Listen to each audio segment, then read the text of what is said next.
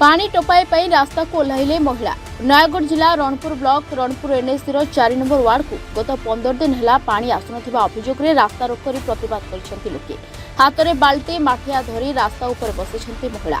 कहा हाथ में प्लाकार्ड अच्छी तो आउ किए स्लोगान दे नाराबाजी करुछि। गत किछि दिन धरी वार्ड को पानी जल जोगाण बंद होछि। फल दैनंदिन काम कार्य आरंभ कर पीवा पानी पर्यंत लोके नाही नथिबा असुविधार सम्मुखीन होछन्ति।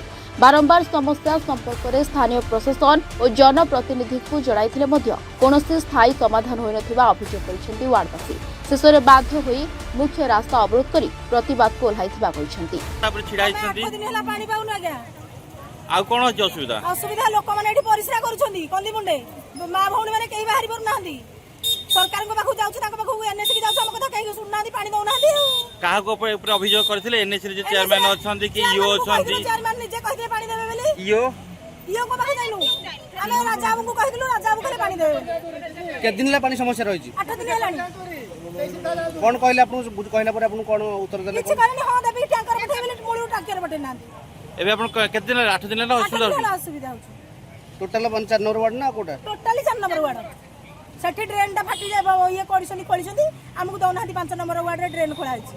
आपन जे परिचय देले आपनर परिचय दे देले रनपुर तरसे 4 नंबर वार्ड कोन हे जिमा पतन असुविधा हे आपन मन छिडा आइछन रोड ऊपर पानी दउना हंती आ परिश्रा समाने ते काटी पाखरे बैठनु दुर्गंधर भी रही पारनु माटी गुडा रे गदै छथि ओरा भी सफा करना हंती कहि कहि कि सुनु ना हंती। अच्छा आबर का को अभियोग करथिले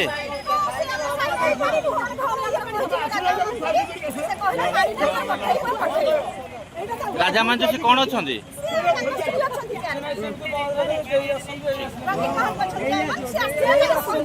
पानी को जमा टैंकर भी कोथरा आसुनी समस्या मु प्रभात कंद्रई नगर सभापति कांग्रेस।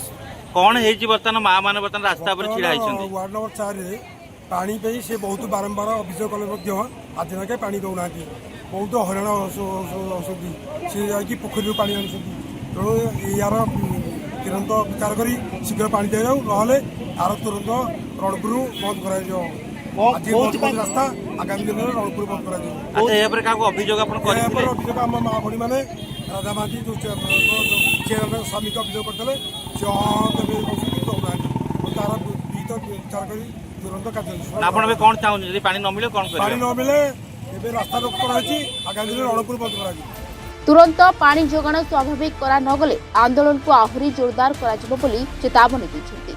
पानी भली मौलिक सुविधारू वंचित होई रास्ता रोक करबाकू बाध्य होइछन्ति वार्ड लोके। किंतु रणपुर एनएसी अध्यक्षा रंगीन महांती रास्ता रोक खबर पाइबा संगे संगे एक पानी टैंकर पठाई समस्यार समाधान करिछन्ति। किंतु साधारण रे एबे प्रश्न उठुछि केबे दूर हेबो एही जल संकट एवं केबे लोकंक समस्यार स्थायी समाधान करिबो प्रशासन।